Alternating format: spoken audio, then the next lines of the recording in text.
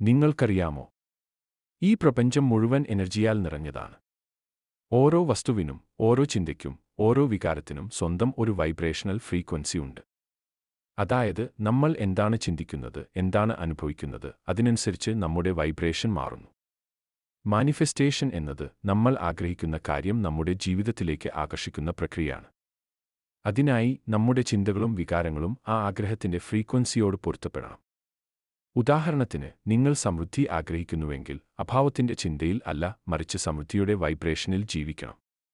Positive vibration ഉയർത്താനുള്ള മാർഗങ്ങൾ ഏതൊക്കെയാണെന്ന് നോക്കാം. ഒന്നാമത്തേത്, നന്ദി പറയുക. പ്രതിദിനം ചെറിയ കാര്യങ്ങൾക്കും നന്ദി പറയുമ്പോൾ നിങ്ങളുടെ എനർജി ഉയരും. 2.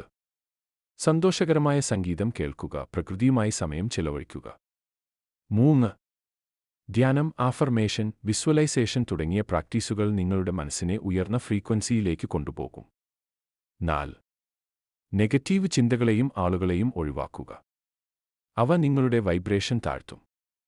നമ്മുടെ വൈബ്രേഷൻ ആണ് നമ്മുടെ ജീവിതത്തിലേക്ക് എന്ത് ആകർഷിക്കപ്പെടണമെന്നത് നിർണ്ണയിക്കുന്നത്. ഉയർന്ന വൈബ്രേഷനിൽ നിൽക്കുന്നവർക്ക് ജീവിതത്തിൽ സന്തോഷം, സമൃദ്ധി, സ്നേഹം, ആരോഗ്യവും എളുപ്പത്തിൽ ആകർഷിക്കാൻ കഴിയും. അതുകൊണ്ട് ഓരോ നിമിഷവും നിങ്ങളുടെ ചിന്തകളും വികാരങ്ങളും ശ്രദ്ധിക്കുക.